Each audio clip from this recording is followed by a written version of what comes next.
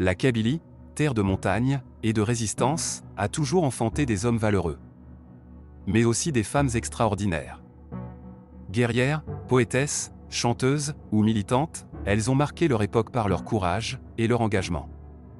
Aujourd'hui, nous allons rendre hommage à 5 grandes figures féminines qui ont forgé l'histoire et la mémoire collective kabyle.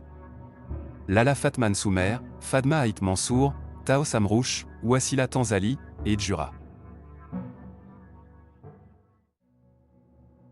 Lala Fatma Nsoumer, la Jeanne d'Arc du Djur-Djura. Née en 1830 à Ouerdja, au cœur du Djur-Djura, Fatma Sid Ahmad Ouméziane, plus connue sous le nom de Lala Fatma Nsoumer, grandit dans une lignée religieuse influente. Son destin se confond avec l'histoire de l'Algérie, puisque l'année de sa naissance correspond à l'invasion française.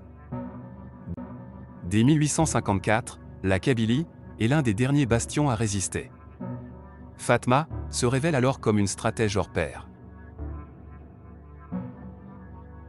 À la tête des Imesblen, ses volontaires, prêts à mourir au combat, elle inflige de lourdes pertes à l'armée coloniale.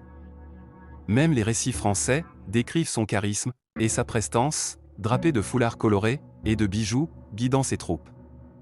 Capturée en 1857, elle meurt en captivité, à seulement 33 ans. Sa légende, transmise par les chants et la mémoire populaire, en fait l'un des plus grands symboles de la résistance kabyle. Fadma Aït Mansour, une poétesse courageuse. Née en 1882 à Tizi Ibel, rejetée dès son enfance, car née hors mariage, Fadma est placée dans un couvent où elle découvre la littérature et se convertit au christianisme. Mariée à Belkacem Amrouche, elle subit le rejet social, mais choisit d'assumer sa différence jusqu'au bout.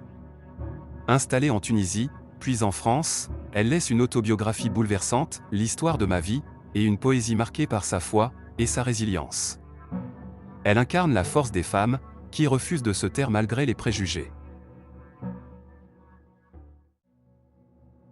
Taos Amrouche, la première romancière algérienne. Fille de Fadma, Taos Amrouche, née en exil, en Tunisie, en 1913. Écrivaine et chanteuse, elle porte haut la voix kabyle et devient la première romancière algérienne francophone, avec Jacinthe Noir en 1947. Mais, Taos, c'est aussi une voix, celle des chants kabyles, qu'elle collecte, transcrit et interprète à travers le monde. Première diva kabyle à se produire sur scène en France, elle incarne un pont entre tradition orale amazighe et modernité littéraire.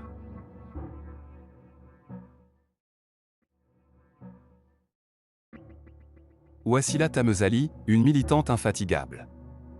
Née en 1941 à Béjaïa, avocate, écrivaine et militante, Wassila Tamezali consacre sa vie à la défense des droits des femmes. De la cour d'Alger à l'UNESCO, elle fait entendre une parole libre et sans concession. Féministe assumée, elle dénonce l'oppression patriarcale et l'islamisme politique. Ses livres, comme Une femme en colère, sont des cris de liberté. En 2012, elle s'associe à des militantes, issues du Grand Maghreb et du Moyen-Orient pour lancer l'appel des femmes pour la dignité et l'égalité, une initiative transnationale, qui visait à défendre les droits des femmes dans ces pays.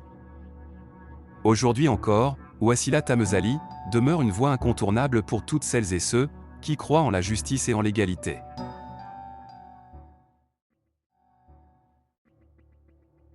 Djura, la voix rebelle. Enfin, parlons de Djoura Abouda, plus connue sous le nom de scène, Djura. Née en 1949 à Ifira, elle s'impose en France comme chanteuse, écrivaine et réalisatrice engagée. En 1979, elle fonde le groupe Djur-Djura avec ses sœurs, une formation pionnière qui porte haut la voix des femmes kabyles et amazighes. À travers ses chansons et ses romans, comme Le voile du silence, elle dénonce l'oppression des femmes et appelle à leur émancipation. Son combat lui vaut des distinctions prestigieuses, dont la Légion d'honneur en France. Djura reste une voix forte de la culture kabyle et féminine.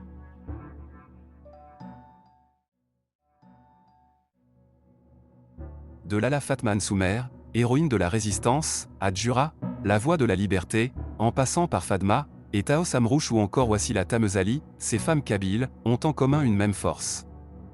Refuser la soumission et tracer leur propre chemin. Elles sont les héritières d'un peuple libre, et elles continuent d'inspirer bien au-delà des frontières.